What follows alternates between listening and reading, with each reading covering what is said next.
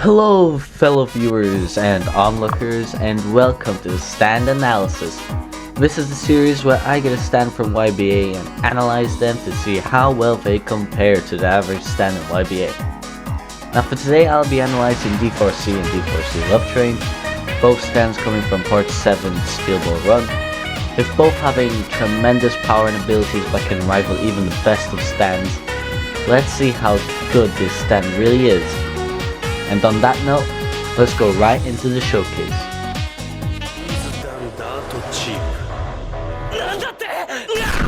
Hello and welcome to the showcase. First things first, let's talk about the damage. d4c has a great amount of damage with a raw 1.6 barrage hit and 9.9 per M1. This stand surpasses C tier power stands like Star Platinum, Base the World, and King Crimson, but falls short to a B tier power stand like Star Platinum the World. The stand speed is also higher than most, with yet again falling short to stands like Star Platinum the World. Overall, its damage and speed is very good, especially considering it's not even in its evolved state. Now for the abilities.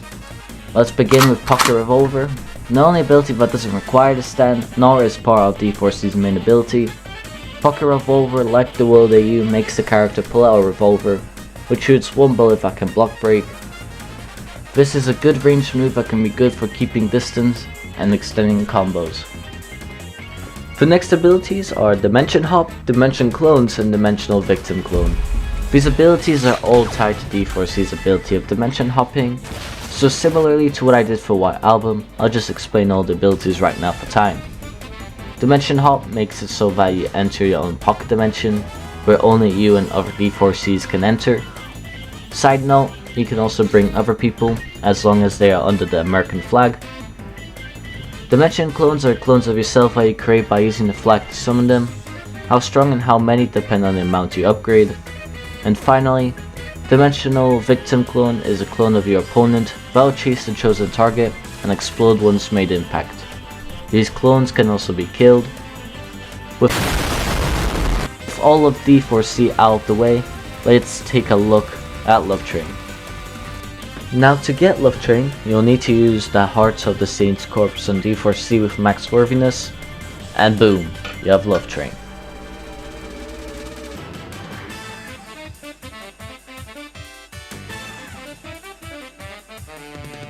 Now the skill tree does change a little bit, most notably the Love Train, but as well as you gain extra destructive power skill nodes, so that means your destructive power is even stronger than before.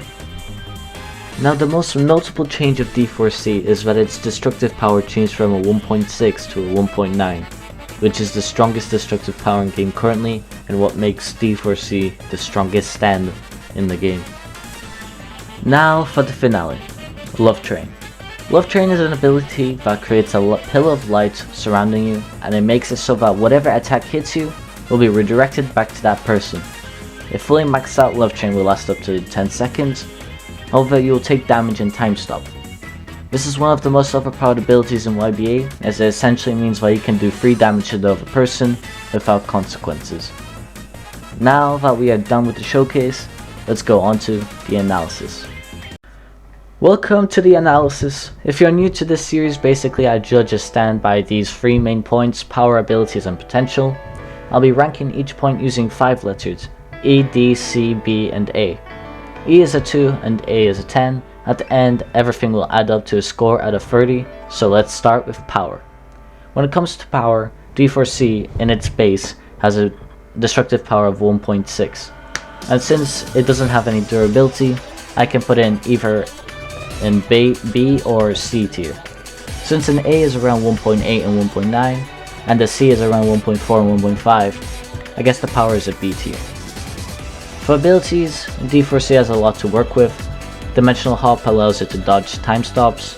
Dimensional Clones help with pressuring the opponent, giving you time for cooldowns and healing. Pocket Revolver is a very good combo extender and block break, and Dimensional Victim Clone is a good combo escape. So I believe that d4c deserves a solid B.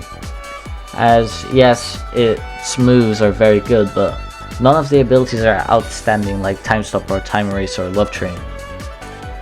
And finally, for potential. This is why I rank how good this stand could be if it was to be made better, like adding a spec to its such as boxing. And well, sadly I'll have to give it a D, as yes, the stand is very versatile. However, none of the specs can really give it a major increase in power like other stands such as Star Platinum or White Album.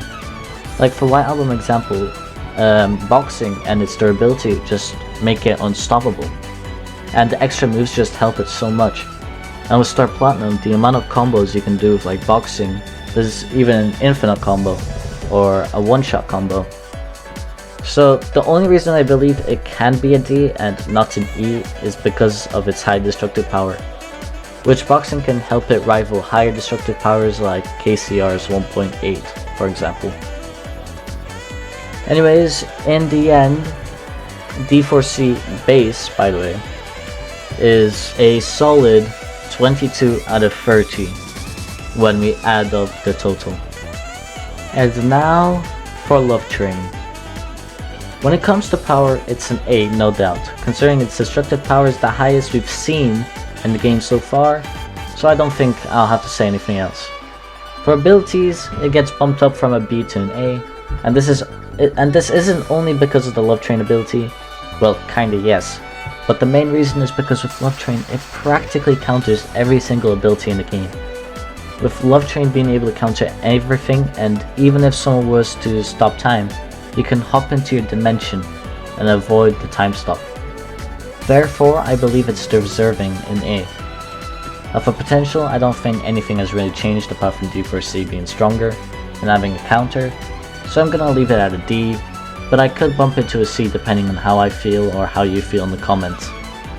So in the end, d4c Love Train has a score of 26 out of 30 if we consider Love Train's potential to be a C. But anyways, that's the end of the video. Tomorrow I'll be uploading a Flee the Facility video which I made with some of the people on the Discord. I am planning on having weekly events over the weekend where we play scary multiplayer games on Roblox. If that's something you'd like to do, then join the Discord. And anyways, that's it for the video. Thank you for watching, don't forget to leave a like and subscribe, and see ya!